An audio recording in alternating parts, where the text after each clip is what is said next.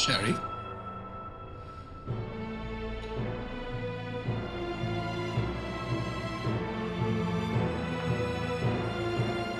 Are you surprised? No.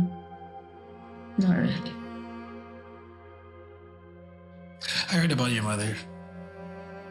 Nakikiramay ako. I know what it's like to lose a loved one. Spare me your lies, Mr. Imperial. Excuse me? Alam ko na matagal ka na nag-give up kay Miss Velma. Ever since nilaglag mo siya sa nanay mo. At sinabi mo sa kanya na siya yung pumatay kay Helena Alfonso. Yes. Alam namin lahat. Namin? What is going on? What is this? Huh? Nagkakampihan ba kayo ni Doreen?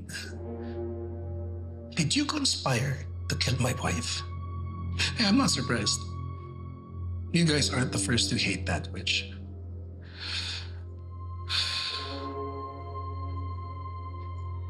Biktima rin ako ni Velma. She made my life a living hell. Every single chance she gets, she just makes me feel like a lesser man. Hindi totoong patay si Velma Imperial. What?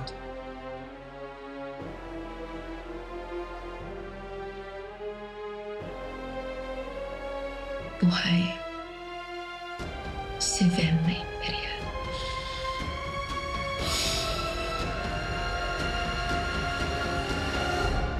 Abangan sa Beauty Empire. Natrace na rin namin ang ilang mga naging biktima ni Mr. Imperial.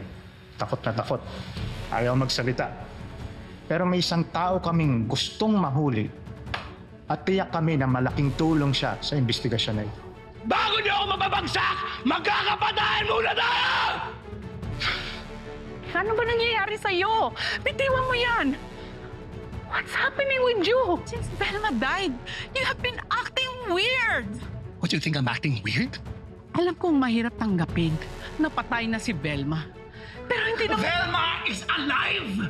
You mean, Velma resurrected from hell? Nagda-drugs ka ba? You're not listening to me! Gusto lang magbayaran dahil sa kinuha ko sa babayan! Kanina ko pa tinatawagan si Shari, hindi sumasagot. I can't believe this is happening. That snitch. Natatakot ako, Noreen. Noreen, mahal na mahal kita. Tinawag niyo akong Noreen? Nakikilala mo ko, Nay? Oo naman. Ikaw si Noreen. Ang anak kong matapang at walang sinusukuan. Welcome to Miss Velma's funeral. Ano na naman tong palabas na to? Gusto lang naming magkaroon ng celebration of life for Miss Velma. So, smile! Say hi to everyone! We're live on all my social media channels.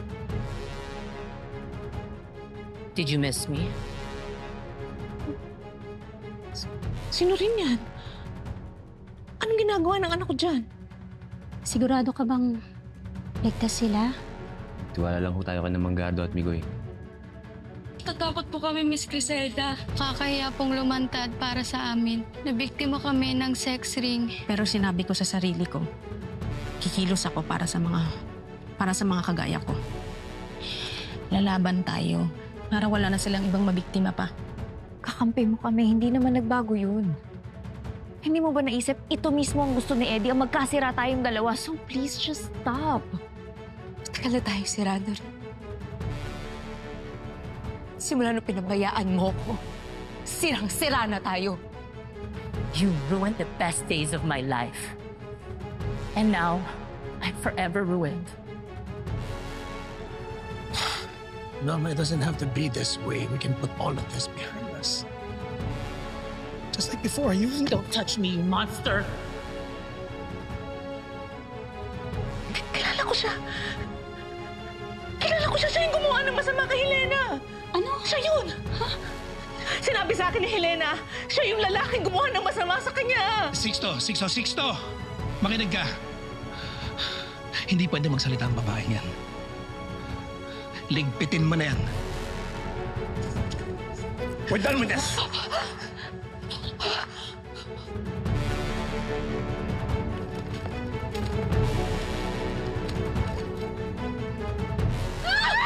Wala na laban!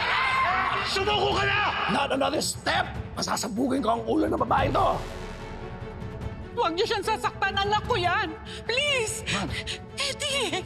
Ibaba mo yung baril mo. Ever since before, wala ka naman talagang pakialam sa akin eh. That's not true!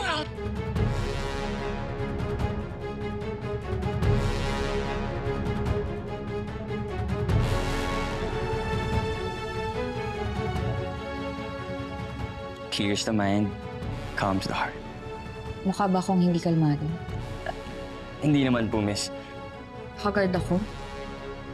May I?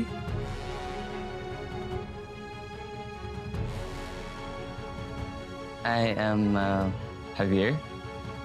Javier Mendoza.